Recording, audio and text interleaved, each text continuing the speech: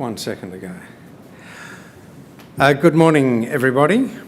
Welcome. It's Thursday, the 18th of January, and the time here in Melbourne is 10:30 a.m. This is the extraordinary general meeting of Foslock Environmental Technologies Limited, which I'll sometimes refer to as PET. My name is David Krasenstein and I'm the chairman of the company. I've been informed by the company secretary that a quorum is present, so I declare the meeting open. I want to welcome you all, shareholders, proxies and guests, to this hybrid meeting. I'll explain in detail how the meeting is to be conducted, how to vote, how to ask questions, how to re-establish communication should you drop out. It's not the most exciting part of the meeting, but I do have to go through the mechanics. Today's hybrid meeting is both online via the Computershare meeting platform and also allows in-person attendance here at the meeting venue. For those of you attending the meeting online, you're all watching a live webcast, and shareholders and proxies will be able to ask questions and to submit votes. I'll start the meeting firstly by introducing my fellow directors, potential alternative directors and the company secretary. Then I'll run through some housekeeping matters, including procedures for voting and for questions, and then run through the order of proceedings. Hopefully you'll still be awake by the time I finish that.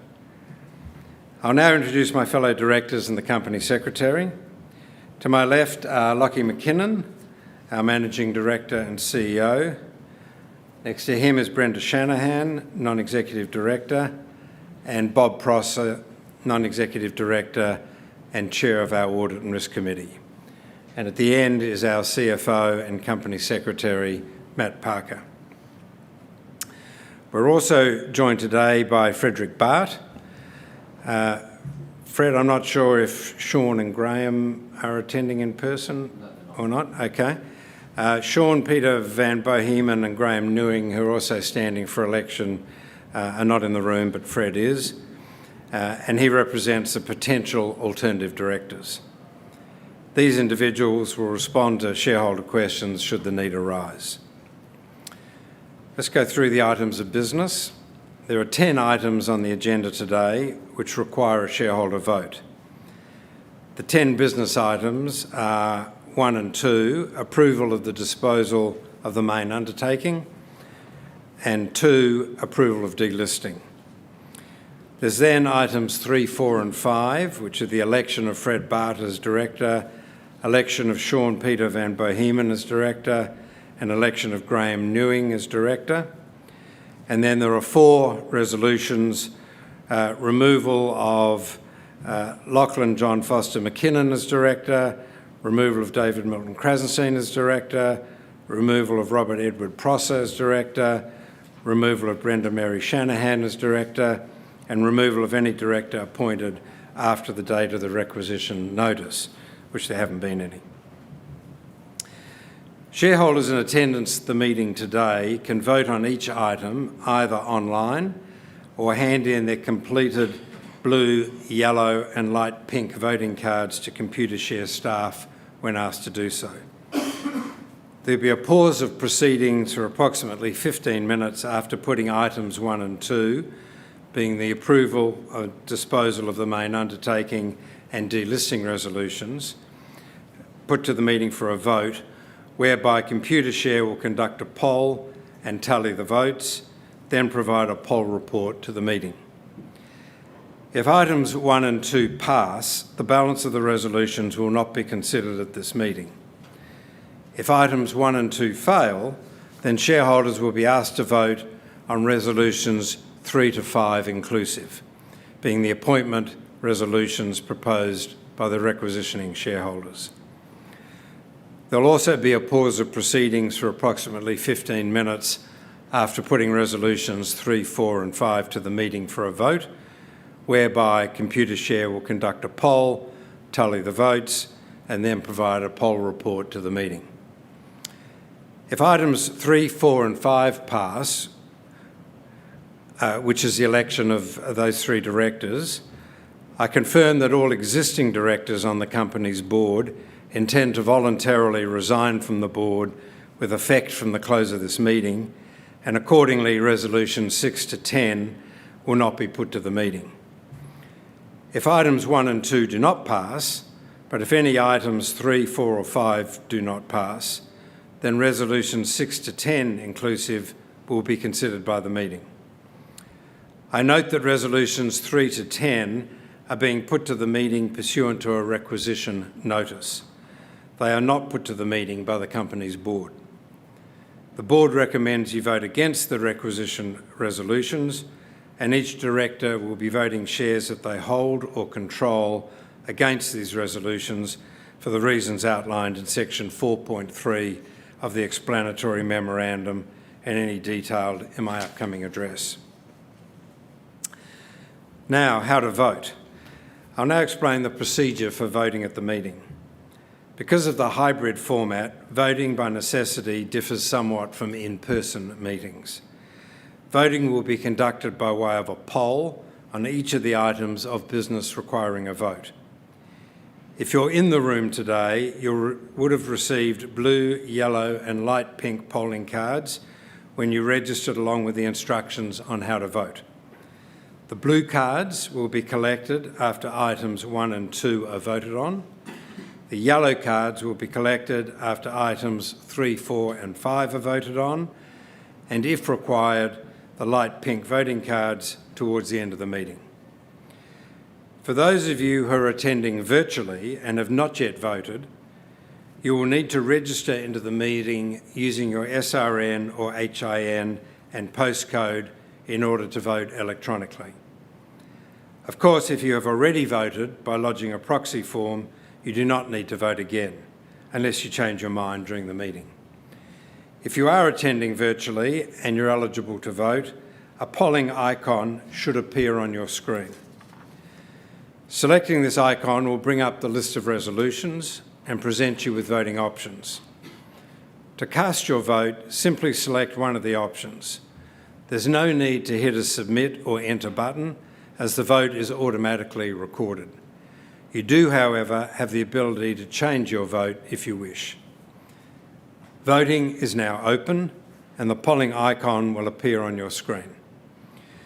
You can vote on items 1 and 2 and then separately items 3, 4 and 5 until I give you 5 minutes notice after those items have been put to the meeting, and for the balance of the items, if they're to be considered by the meeting, you can vote at any time until I give you 5 minutes notice towards the end of the meeting that voting is about to close. Polling cards will also be collected from those who are attending this meeting in person. Voting results for each resolution will be lodged with the ASX after the meeting has concluded and will also be posted on our website. Please note that all undirected proxies held by me as chairman will be voted in favour of resolutions 1 and 2 and against resolutions 3 to 10. There's a slide now which will show the proxies on the 3 resolutions as of the cut-off time, Monday the 15th, 2024. How to ask a question. As I mentioned previously, today's hybrid meeting is being held online via the Computershare meeting platform and in person. This allows shareholders, proxies and guests to attend the meeting in person or virtually. All attendees can watch a live webcast of the meeting. In addition, shareholders and proxies have the ability to ask questions and submit votes. Online attendees can submit questions at any time. To ask a question, select the Q&A icon. Type your question into the text box, and once you've finished typing, please remember to hit the send button. Please note that while you can submit questions from now, I will not address them until the relevant time in the meeting. Please also note that your questions may be moderated, or if we receive multiple questions on the same topic, they may be amalgamated. To ask a verbal question, please follow the instructions written below the broadcast window. For those of you here in the room, we have 2 roving microphones for you to ask questions. I'll advise when we're taking questions from the floor at various times during the meeting. So sorry for that, it wasn't particularly thrilling. Now to my chairman's address. Shareholders have been asked to attend today's meeting to consider the future of the company. The resolutions put before shareholders offer 2 choices. Resolutions 1 and 2 provide for selling the company's assets, paying all creditors in full, distributing the balance of the cash to shareholders, and winding up the various corporate entities. This option carries a unanimous recommendation of your Board of Directors. Alternatively, Resolutions 3, 4 and 5 have been proposed by some shareholders to continue trading and to do this under a new Board of Directors with new management and a new strategy. Let me review for a moment how the company arrived at this situation. The directors, like many shareholders, continue to believe in the potential of Foslock's offering. However, despite best efforts, the company has unfortunately not been able to convert this potential into profitable operating performance. Shareholders know that Foslock is an Australian product invented by the CSIRO that has been successfully applied in over 320 projects around the world to trap phosphates and improve water quality of nutrient-polluted lakes and other water bodies. Sustainable fresh water is one of the planet's biggest challenges, and PET has a proven and effective solution to deal with one of its major pollutants. Nutrient-enriched water bodies are often the cause of significant algal growth. Algae-polluted water bodies also produce methane gas, which is a major contributor to climate change. Foslock, by removing the food source phosphorus for those algae, can play a significant role in managing the issue. PET has demonstrated, as you know, that it was internationally competitive on several major projects. Its successes have included cleaning up the Serpentine Lake in Hyde Park in London for the Olympics and restoring to health the largest freshwater lake in Rotterdam in the Netherlands. In 2017, under the previous board and management team, the company ventured into China. It appointed a Chinese deputy chairman, a Chinese non-executive director, and local staff. This had generated significant optimism. Reports from China about rising sales and future opportunities were released to the market. The share price rose to an all-time high of $1.45 in the winter of 2019.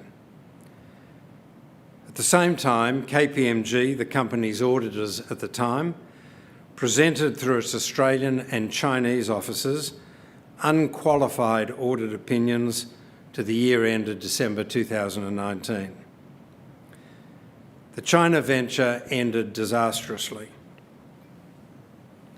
In their new roles as CEO and CFO, Lachie McKinnon and Matthew Parker, who joined the company in the first half of 2020, quickly discovered what appeared to be instances of widespread fraud in China, falsified accounting, bribery and corruption, bogus sales, breaches of Chinese and Australian laws, irregular tax compliance, and extensive conflicts of interest and self-dealing.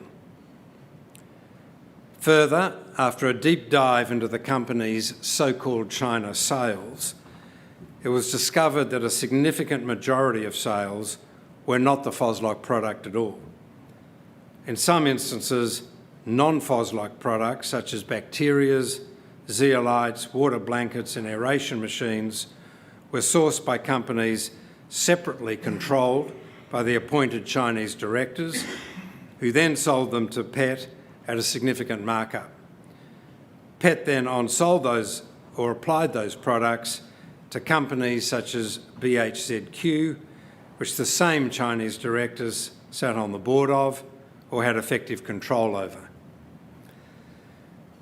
The discovery of these legacy issues led to the company's shares being suspended from trading on the ASX, resignation of its auditors KPMG, who'd been the company's auditors in both China and Australia for 3 years, the termination of staff, a restatement of the company's accounts, and the self-reporting to the Australian Federal Police, which has resulted in a long and extensive investigation by both the AFP and by ASIC, both of which investigations remain ongoing.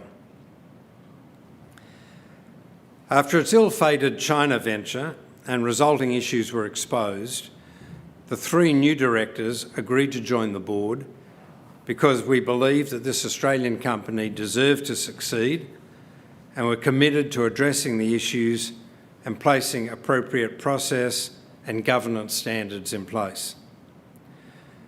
The new board, along with a new CEO and CFO, understood fully the enormous task ahead, but we set about tackling the long list of challenges with determination and persistence. The legacy issues I've spoken about burdened the company and left management with an ongoing drain on its financial resources. Nearly $10 million has been spent to date dealing with these matters, some of which are still ongoing. Dealing with these legacy issues also presented a challenge for a small management team who at the same time were developing and implementing a new global sales strategy in a difficult post-COVID environment. Both Lockie, our CEO, and Matt, our CFO, joined the company unaware that serious issues existed. When these issues surfaced, they both stayed the course and worked with the refreshed board to address these issues in what turned out to be a stressful and demanding few years. The board is deeply grateful for their dedication, their enthusiasm and their persistence on behalf of shareholders in the face of daunting challenges. They both acted with the highest degree of professionalism and responsibility. The team oversaw the replacement of KPMG as the company's auditors and replaced KPMG with Shine Wing. This resulted in a major project to restore the integrity of the company's accounts, led by the CFO, Matt Parker. It took approximately 23 months to complete, with significant cost in legal and forensic accounting, further exacerbating the drain on the company's financial resources. We are grateful to Shine Wing for their professional help and thoroughness, without which restoration of the company's accounts to the satisfaction of the ASX would simply not have been possible. With the integrity of its accounts restored, Foslock was then positioned to work with the ASX to allow its shares to trade again. This occurred in September 2022. Given the serious matters of concern that it had identified under prior management in China and the disclosures the previous board determined it was obliged to make under Australian law, the company determined to self-report to the Australian Federal Police and enter into an investigation cooperation agreement. This resulted in an extensive and ongoing investigation of past dealings that required the company to expend significant management time and legal fees. With regard to those legacy issues, the company has no control over the length of the investigations and what, if any, course of action the Australian Federal Police or ASIC may ultimately decide to pursue. Subject to any agreed position as to discounts under investigation cooperation agreement, any fines imposed could be significant and remain unknown and unquantifiable contingent liabilities.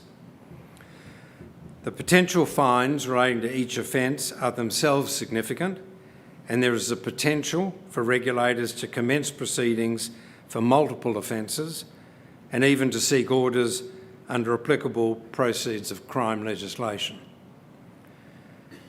In addition, the likely costs relating to responding to any such proceedings would also be significant. This serious legacy issue poses a significant obstacle to raising more capital to support the business. There are also potential liabilities in China for breaches of local laws, which may or may not be progressed at some stage in the future. Our international sales. The international sales strategy was redesigned by the CEO and it refocused on high-value opportunities and diversified for a broader range of applications in mining, septic tank treatments and privately owned water bodies. Recognising that the company only offered a single product for standing water with Foslock, he addressed the urgent strategic need for a complementary product to deal with flowing water.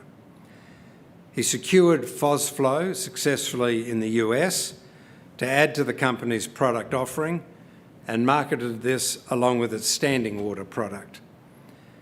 There was much interest in FosFlow and trials are underway with customers around the world. But despite positive feedback, this has not yet resulted in any significant sales revenues. Shareholders are of course aware that remediating public water bodies has always involved a long sales cycle for the company. Despite hundreds of successful applications and many supportive scientific studies and papers around the world, it is a time-consuming process to make customers comfortable that the product is an appropriate option for addressing remediation issues in water bodies they manage, and the timelines involved in trialling the product, then negotiating application contracts, and then relying on our customers, often local government authorities, to approve funding for and commence the projects. Unfortunately, COVID caused an extended delay in sales efforts as many municipalities and governmental bodies were forced to reprioritise their stretched budgets to deal with the challenges of COVID and its aftermath. COVID also prevented the CEO from travelling overseas to pursue customers and develop projects, and local staff were also severely restricted in their travel as well. As part of the legacy issues in China, management inherited $10 million of bad and doubtful debts in China. After lengthy negotiations failed to yield any results, the company took the bold step of initiating legal proceedings in Chinese courts against local Chinese governments by an Australian company, and all of those lawsuits were successful. Management then set about trying to collect on those judgments, and through their persistence over a 3-year period, have successfully collected about 80% of the debts owing. Management have worked hard to develop a pipeline of potentially significant projects around the world. The nature of these products presents a difficult challenge in predicting which of those will materialise and when this will occur. To succeed, the company needs a sustainable flow of projects sufficient to produce a profitable trajectory of revenues, capable of funding its working capital needs, and increase manufacturing capacity that would be required when the production capacity of the China factory is eventually exceeded. Management also took steps to reduce costs. Significant annual cost savings were approved by the board and implemented in 2023. Most of the Chinese sales team were terminated and a renewed focus was directed at Europe and North America. In addition, more flexible pricing was developed with potential customers to test to what extent pricing might be impeding sales. The board has fully supported those sales efforts, projections and cost-saving measures, but has eventually come to the difficult conclusion that it was just simply unable to form a reasonable level of confidence in the company achieving a sustainable level of annual sales in the short to medium term that would be likely to produce profitable growth and financial viability without further capital injections. The various alternatives for funding working capital and capital works in the future will require evidence of a substantial number of recurring and committed sales. Despite all best efforts to achieve this with a new sales team, including flexible pricing offers to customers, the company has not managed to secure this. Shareholders will recall that in the 9 years prior to the China venture, which occurred in about 2017, so BC, before China, the company's annual revenues averaged around 1.3 million. So I'll repeat that, 1.3 million over that 9 years was the average. Under new management, the company achieved 6.3 million in revenues in 2021, 3 million in revenues in 2022, and still subject to audit verification, 3.1 million in revenues in 2023. However, these much improved sale numbers are still insufficient to achieve a sustainable, recurring sales that will be required to achieve profitability for shareholders.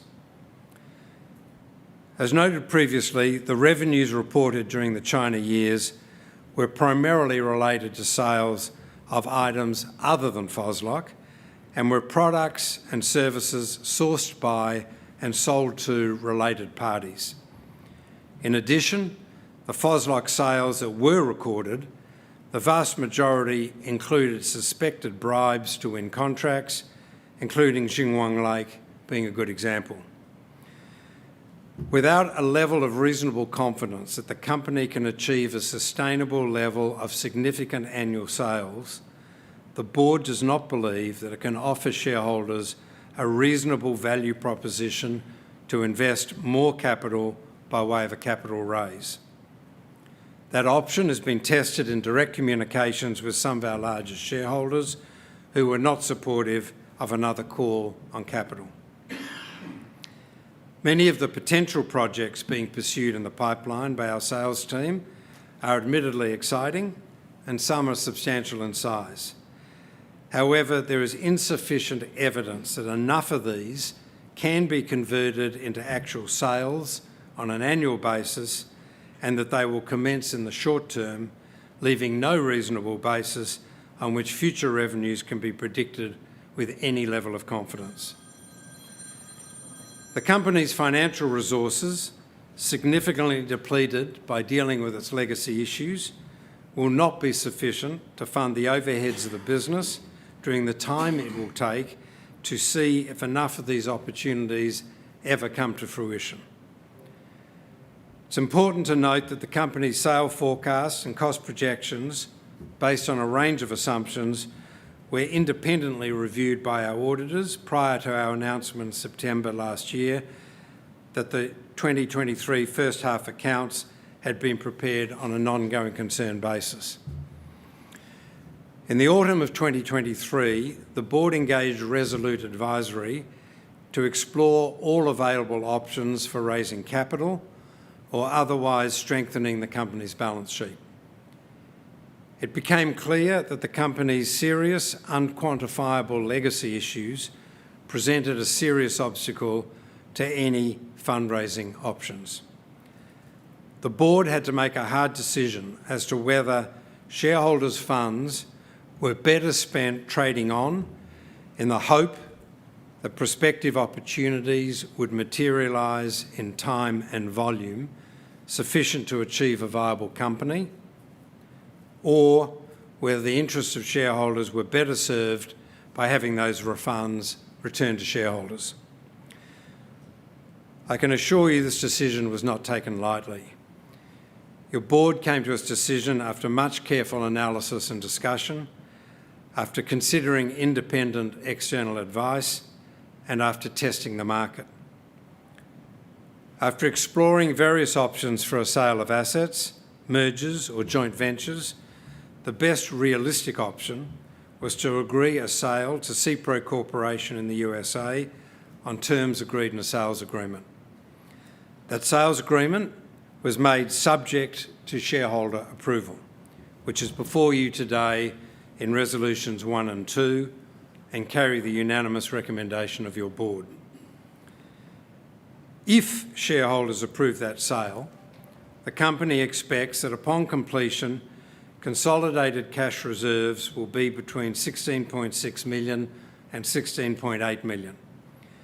The company expects that its wind-down costs, including the payment in full of all current liabilities and creditors, will be between 4.3 million and 5.8 million, leaving a net cash amount between 10.8 million and 12.5 million, or approximately 1.7 to 2 cents a share. I note that all estimates are approximate figures based on best information currently available and are dependent on a range of factors, including whether any contingent liabilities crystallise from legacy issues. Now, as the notice of meeting for today's meeting sets out, shareholders have also been presented with an alternative option being proposed by certain requisitioning shareholders. That option proposes the company trades on under a new board of directors and management and pursues a different strategy. To date, details of that alternative business plan have not been provided to the current board or to shareholders. This option is not supported by your board. Those shareholders have stated their case to shareholders in the notice of meeting, and it will be for you to decide which course you wish to pursue. This is your company, and as shareholders, it is ultimately you who will decide and what you believe is in the best interests of yourselves as shareholders.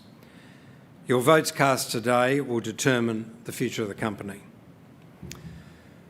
Now, to the items of business. Just to repeat, there will be time for questions specific to each agenda item before voting, and then general questions at the end of the resolutions. So item number 1, approval of disposal of main undertaking. This is to consider, and if thought fit, to pass the following resolution as an ordinary resolution of the company. That for the purpose of ASX Listing Rule 11.2 and for all other purposes, approval is given for the disposal of all Foslock Group's remaining Foslock inventory and certain intangible assets, including registered and unregistered intellectual property, to the CPRO Corporation in accordance with the business sale agreement as further described in the explanatory memorandum. If there are any questions or comments on this agenda item, I invite you to please put them forward now. I'll ask the Company Secretary if there are any questions online. Yes, there is. This question comes from Patrick Frame.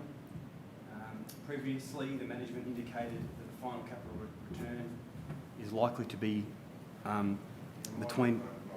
Is this on? Good to go? Great. I'll start again.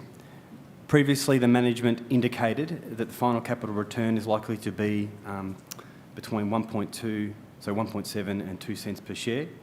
At this point in time, is the management able to provide more clarity as to the expected size of the final capital return? I'm assuming you want me to answer that.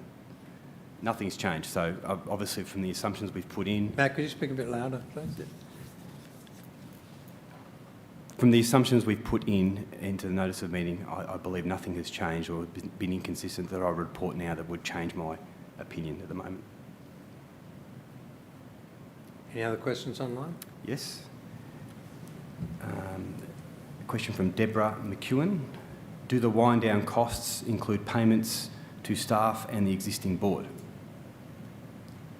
Well, there's no payments to the existing board, but there are statutory entitlements of staff. Correct. And that satisfies all obligations and statutory obligations to staff. Correct.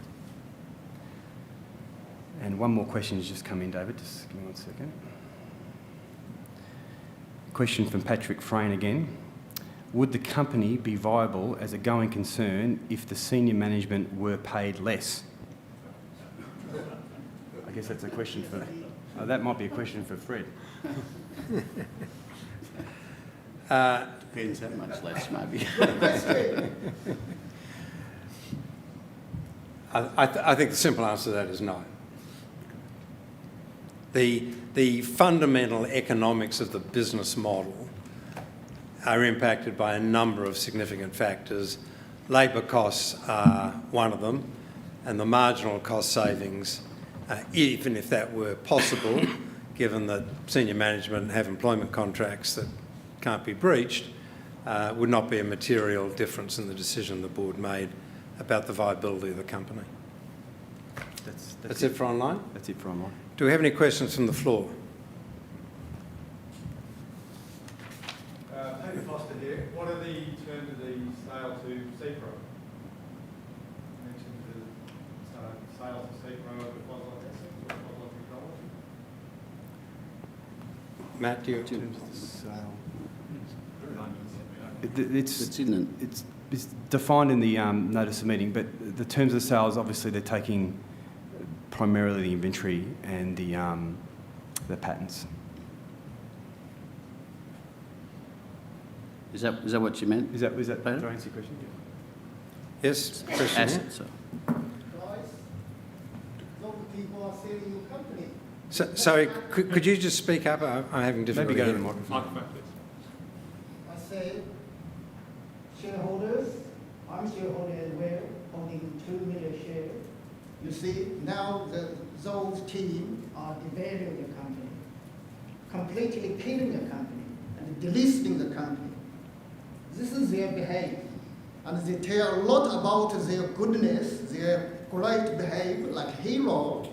But what is the result? Item 1, item 2, yes, they're doing good. They're driving sustainable growth. This is their slogan. It is a fact, it is a match with the proposal your team doing. I think it's completely different way. Those item 1, item 2, is a match with the slogan of driving growth of the company. Okay, yes. Is the manufacturing facility in China still operating? It's able to be operating. It hasn't produced for some time due to our inventory levels, but it is able to operate once it started again. So is there any operation ongoing at the moment? Any manufacturing or application of the product anywhere in the world? very small applications ongoing. The manufacturing plant at the moment is mostly concerned with repackaging of product and distributing product from there around to customers. And what would happen to the manufacturing facility in China in the event of either a wind-up or a continuation under this new management? What are the options for the manufacturing Well, there's facility? two different parts to that question. Under our proposal, the assets would be sold and wound up in China. Under the potential new director's proposal, you'd have to ask them what their proposal or what their direction is. Is anyone representing the potential new directors at this meeting who can speak?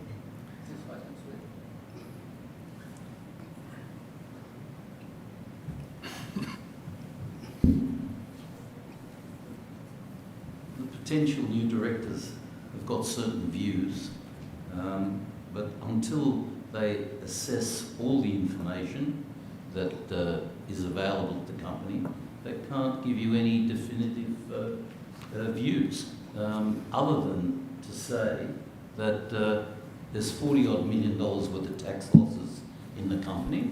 That's one, that's a fact. Two, there's 14, 13, 12 or $15 million.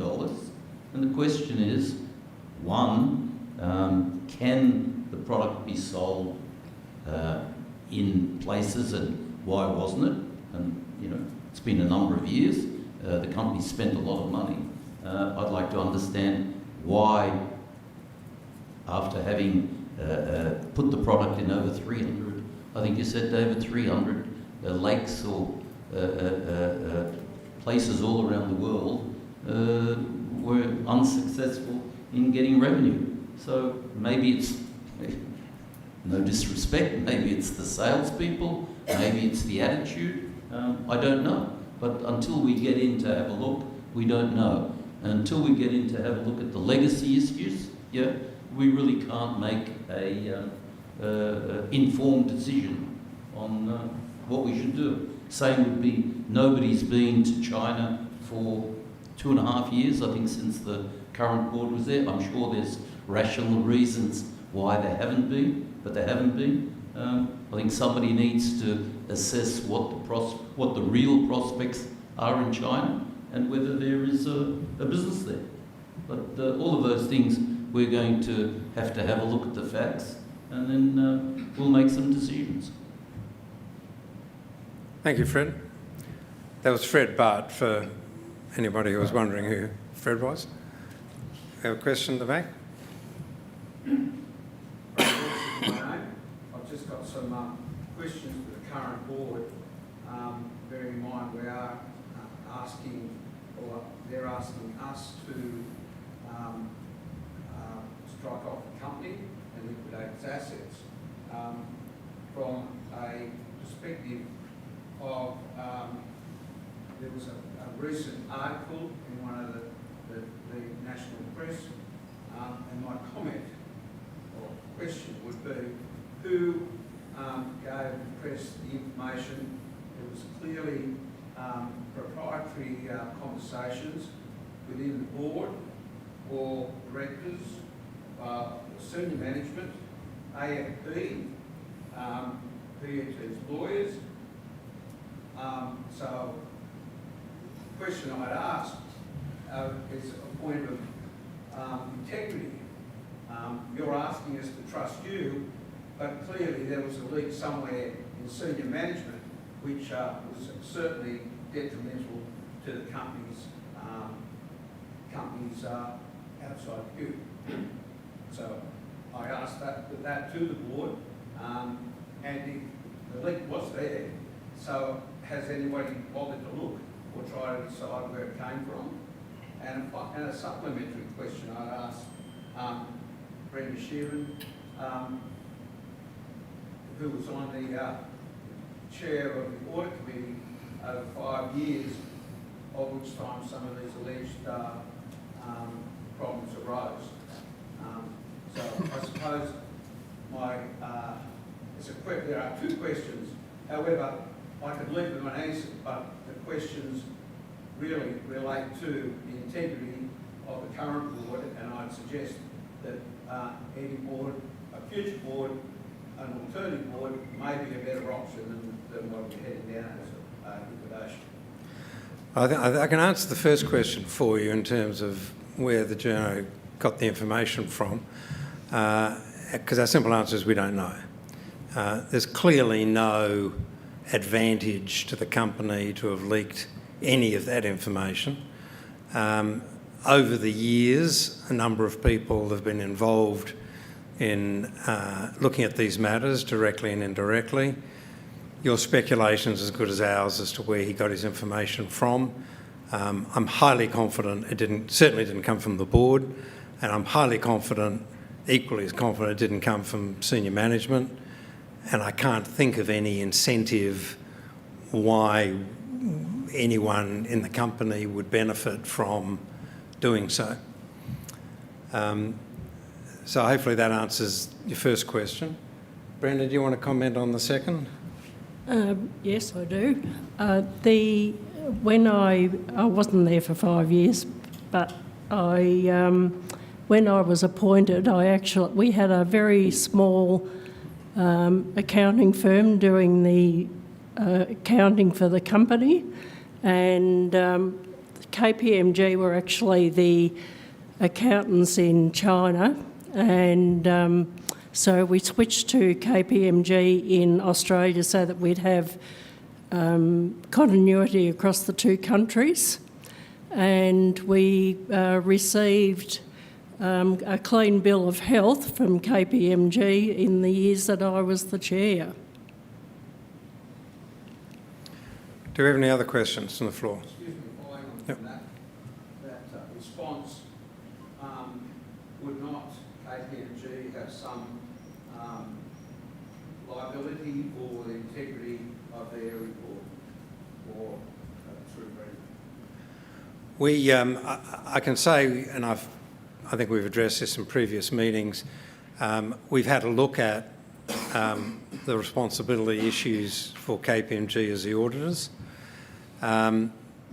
As you'd appreciate, there's a number of factors involved in whether you pursue those in law or not, and whether it's in the interest of the company or not to do so.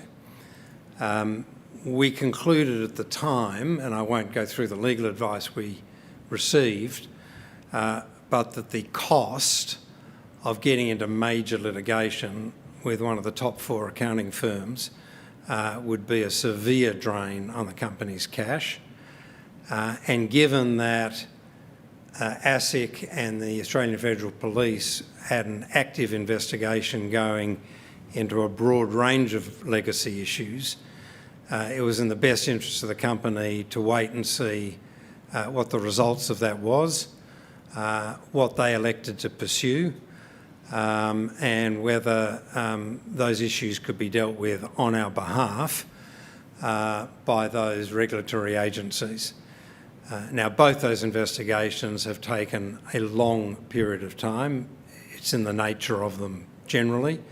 They're still ongoing, and we still don't have any insight as to where either or both of those are going to end up, and what and who they're going to take an interest in.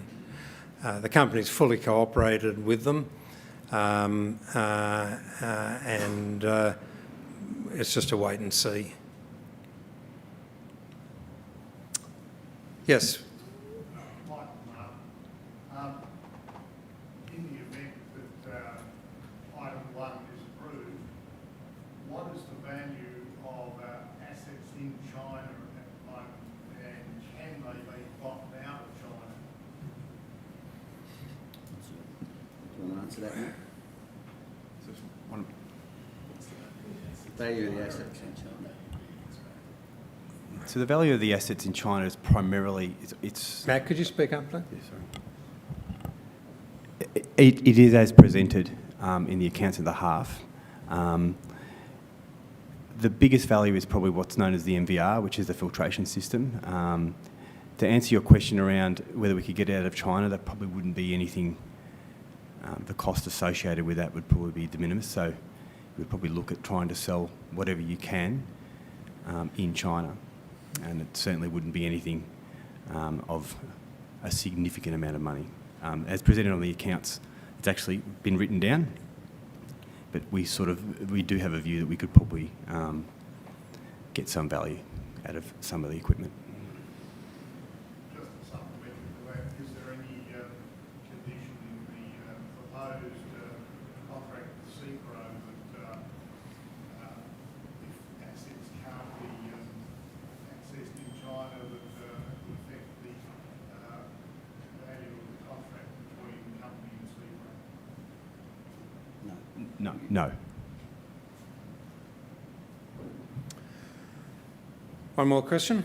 These resolutions get up, how long before, because there's issues you say are carrying on that need to be investigated, so it could be a long time before any money is paid out.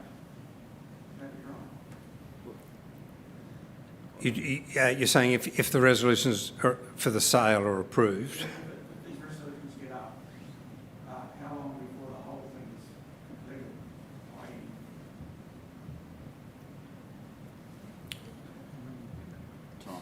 So I think there's probably 2 parts to answer that question. I guess to transact and to sell and to receive the money will happen quite quickly.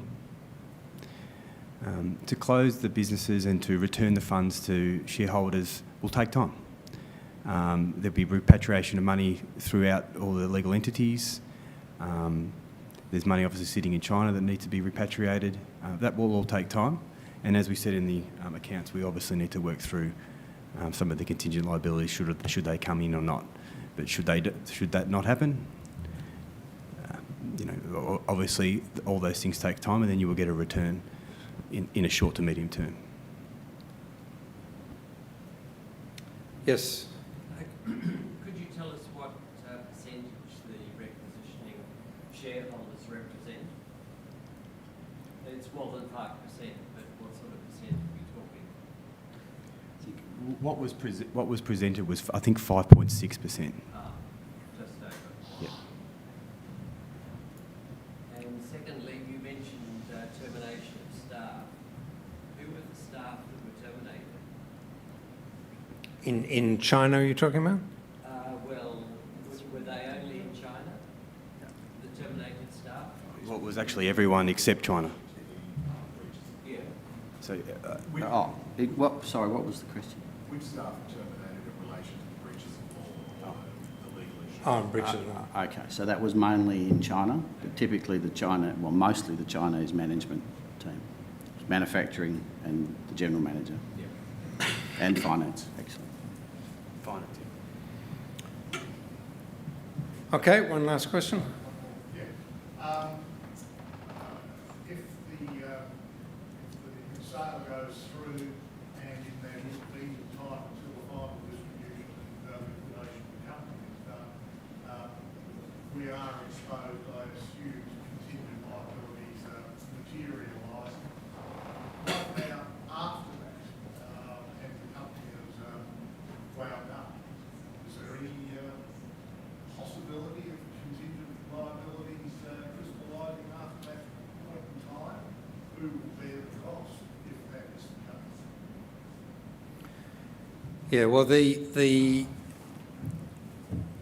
known liabilities are the easy ones that we've provided for in terms of satisfying all the company's known liabilities. The unknown is what intention the regulatory agencies plan to do and in what time frame. So the question of winding up a company and distributing all its assets to shareholders has this issue of where do we stand with any potential liabilities. The range from zero to goodness knows what. So we've written to both those regulators, trying to inform them of one of the possibilities of what the company would do, but it doesn't have a clear answer, I think it's fair to say. Yes? So I just want to ask, do any of the board members have shares in the company? And if they do have shares, what percentage of the board's holding of the total shares? Well, I have personally, I think 1,160,000, something around there, that I own personally. I own about 1.3 million shares. Personally, I own over 1.5 million. I own 400,000 approximately. I'll answer that. Cumulatively is about 5 million, roundabout, and there's 650 million shares. So do the math. What percentage of the total holding? Well, there's 600 million shares on issue, Yeah. so... Well, thank you. Right. There is another question, David. Sorry?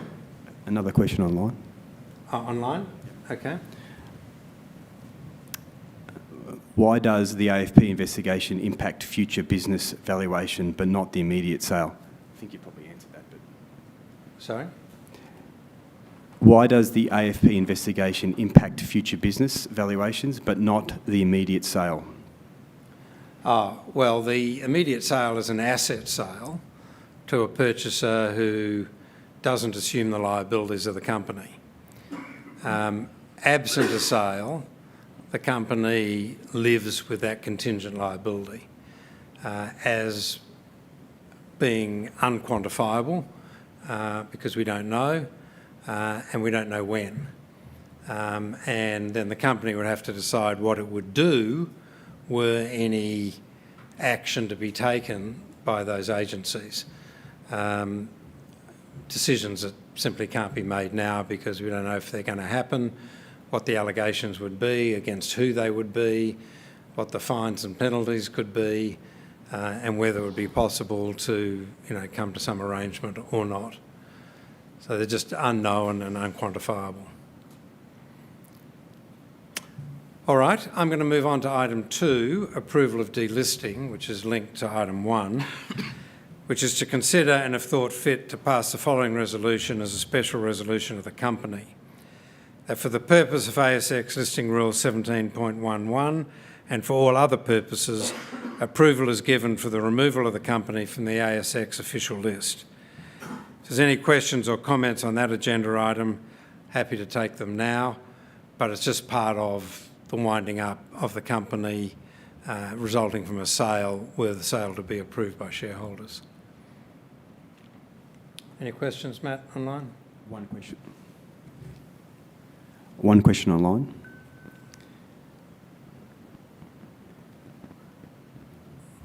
Why the repeated emphasis on potential penalties against the company and therefore its shareholders rather than against the culpable ex-personnel or perhaps the previous auditor? The repetition unintentionally acts like a... Anyway. Well, I can't speak for the regulators, but clearly there's a range of potential persons of interest, if you like, individuals and the company itself. Actions were taken by the company. Company can't distance itself from its most senior people were they to be found involved in any wrongdoing. So the regulator would have a full gamut of options depending on whatever evidence it thinks it has and whatever offences it thinks are appropriate to pursue. That's it for here. Okay. If there's no further questions, as mentioned previously, there'll be a pause in proceedings now while all votes are tallied on resolutions 1 and 2. If these resolutions pass, the balance of the items of business for this meeting won't be considered, as explained in the notice of meeting. If resolutions 1 and 2 fail, we'll proceed to consider the remaining items of business. If voting online, please finalise your votes now. Otherwise, if you're at the meeting here in person, please complete your voting card and place it in the ballot box brought around by Computershare. I will allow 5 minutes for this process online and in person to be finalised.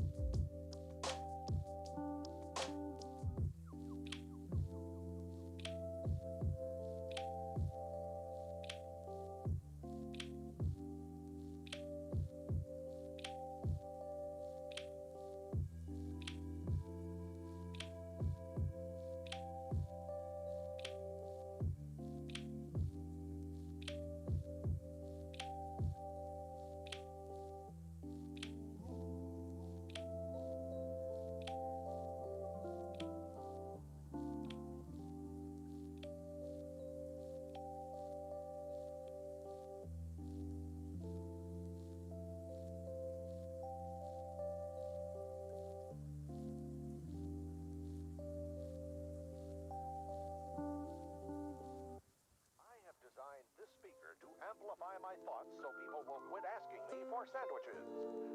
That should work right. I don't know what you're talking about, Space Ghost. Go ahead, My Mohar. show was...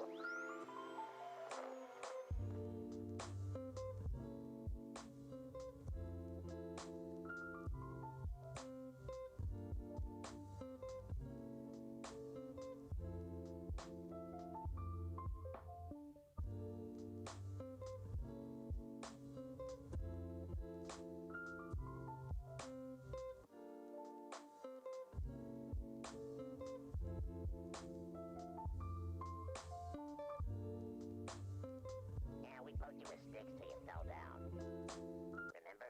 You sure I didn't harness the power of the sun? No, it's definitely sticks. Beaten with sticks. All right, go get 'em.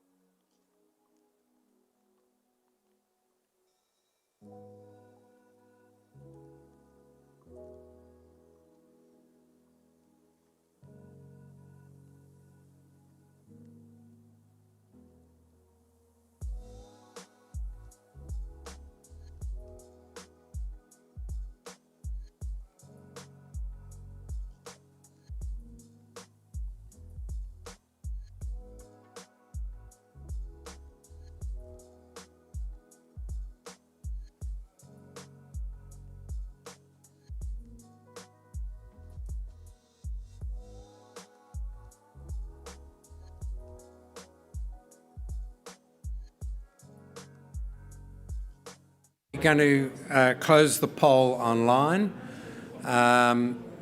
That's closed, and Computershare are tallying the votes at the moment. Thank you.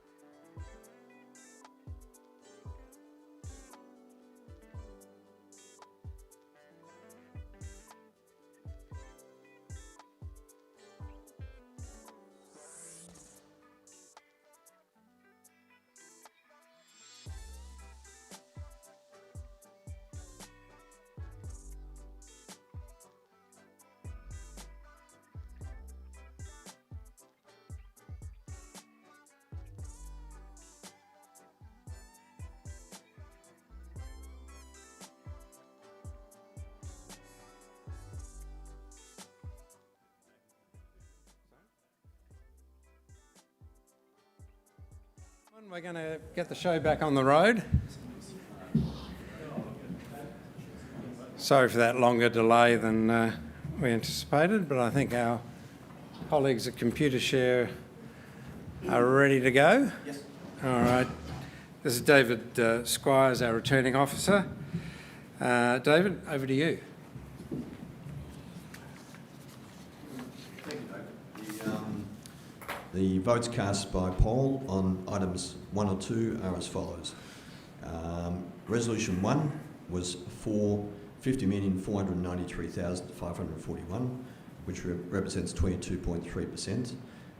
Against item 1 was 175,652,472, representing 77.67%, and there was 836,969 votes abstaining. Therefore, item 1 is not carried. Item 2, which is a special resolution, the votes were for 47,785,651, representing 21.12%. Against resolution 2, 178,418,930, representing 78.88%, and abstaining was 778,401. Therefore, item 2 is also not carried. Thank you, David. I confirm that resolution 1 and 2 have not passed. On this basis, we'll now proceed to consider the balance of the items on the business set out in the notice of meeting. There will be time for questions specific to each agenda item before voting, and then general questions at the end of the resolutions. I'll take the discussion relating to each of these resolutions as contained in the notice of meeting, as read by the shareholders. So item number 3, we've got the election of Frederick Bart as director. The resolution is to consider, and if thought fit, pass the following resolution as an ordinary resolution of the company, that subject to and conditional on resolutions 1 and 2 not being passed, in accordance with Rule 67 of the company's constitution, Mr. Frederick Bart be appointed as director of the company with effect from the conclusion of the meeting. If there are any questions or comments on this agenda item, please put them forward now. Matt, anyone online? No questions. Do we have any questions from the floor?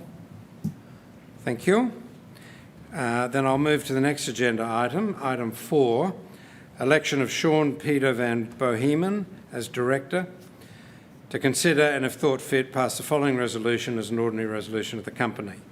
That subject to and conditional on resolutions 1 and 2 not being passed, in accordance with Rule 67 of the company's constitution, Mr. Sean Peter van Bohemen be appointed as director of the company with effect from the conclusion of the meeting. If there are any questions or comments on this agenda item, please put them forward now. Matt, any questions online? No questions online. Questions from the floor? Right, then I'm moving on to item 5, election of Graham Newing as director. To consider and, if thought fit, pass the following resolution as an ordinary resolution of the company. That, subject to and conditional on resolutions 1 and 2 not being passed, in accordance with Rule 67 of the company's constitution, Mr. Graham Newing be appointed as director of the company with effect from the conclusion of the meeting. If there are any questions or comments on this agenda item, please put them forward now.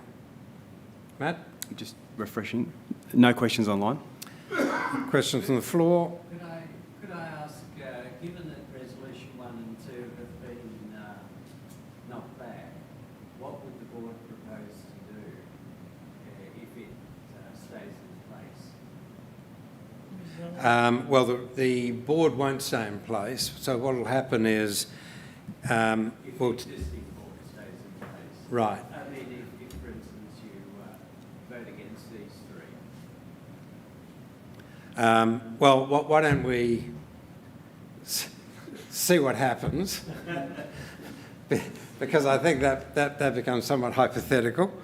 Let's see how the voting is. If these 3 directors get elected, the current board will resign, and we won't have to answer that question.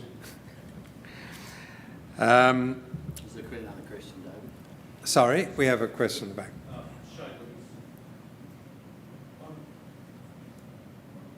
Could you just tell us what the received or held proxies you have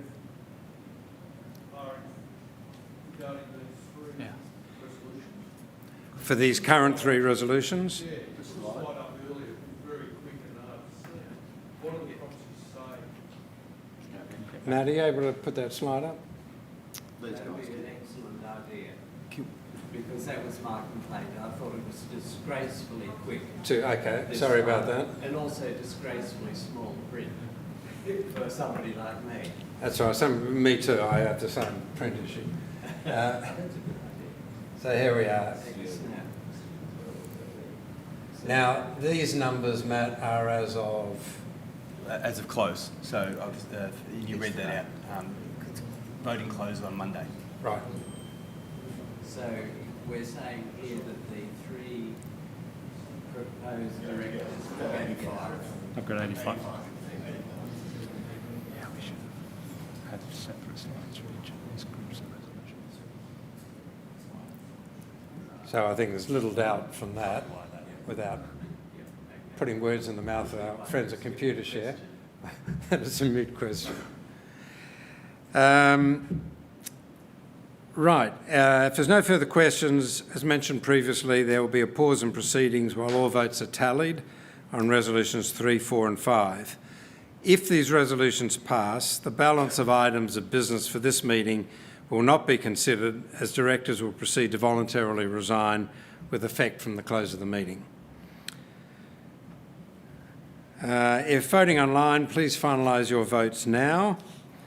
Otherwise, if you're at the meeting here in person, please complete your yellow voting card and place it in the ballot box being brought around by Computershare. I'll allow 5 minutes for this process online and in person to be finalised.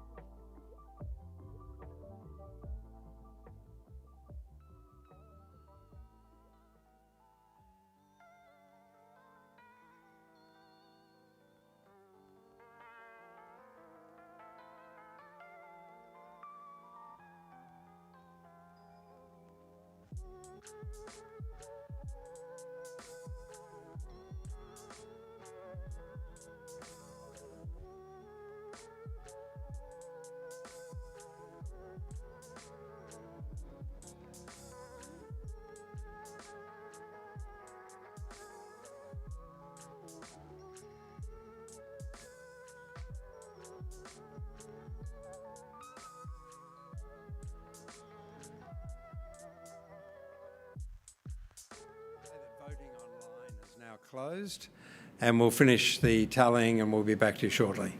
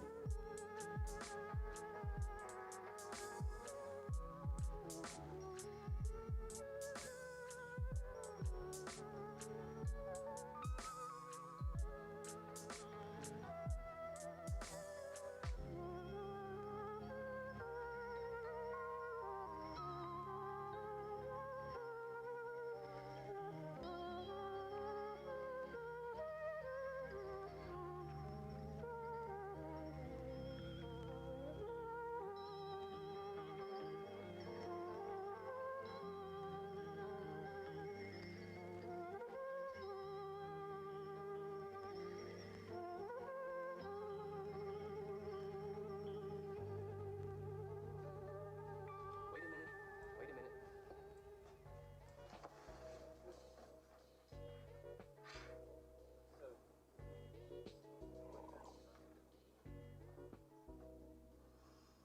You know, this is, excuse me, a damn fine cup of coffee.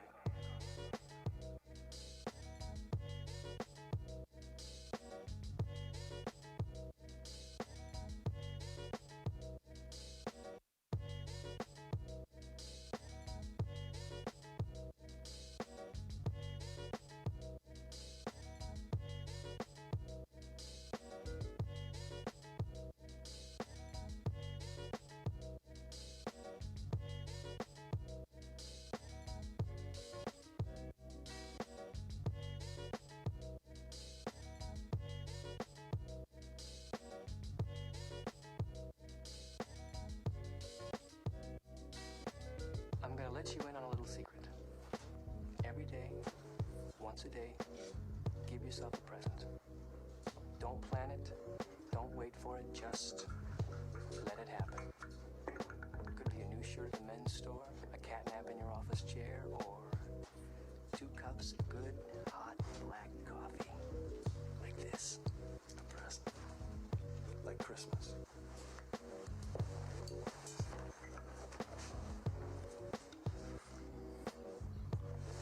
Oh, man, that is the spot. Nothing like a great cup of black coffee.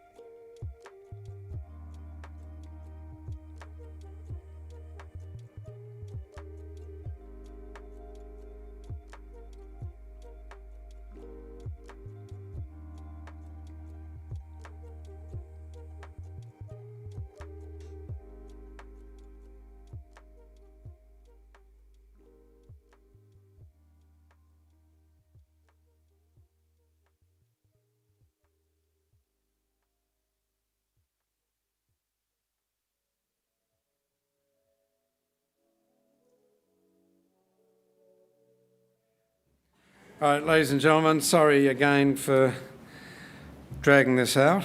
I also do need to apologise for some people online. Apparently our audio-visual system hasn't been spectacular, and some of the visuals have been fuzzy. I look better when it's fuzzy, so I'm not too disappointed, but I know how annoying that can be, so apologies to people who've been putting up with that online.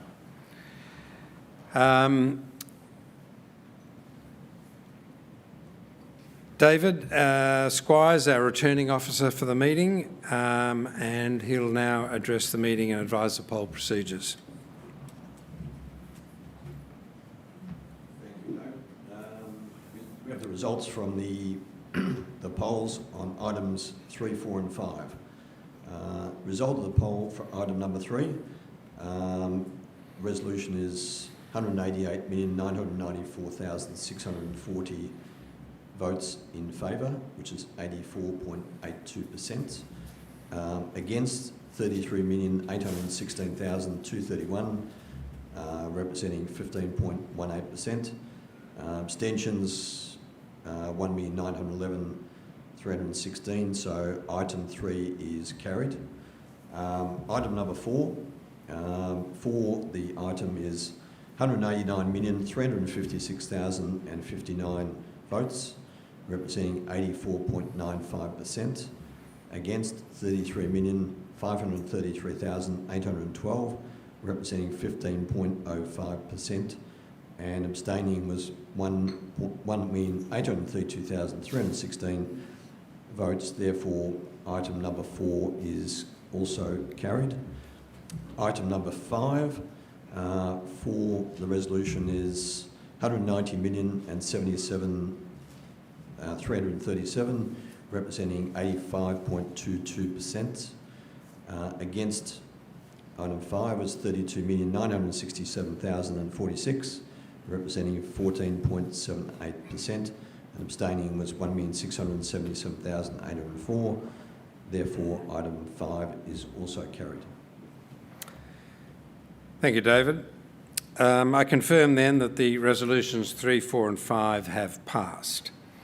I can confirm on behalf of all directors that they have formally tendered their resignation from the Board of FOSLOC with effect from the close of the meeting. This concludes the business of the meeting. Having no notice of any other business, I now take this final opportunity to thank you everyone for your participation, and I wish you and the company and the new directors a most successful future. I now declare the meeting closed.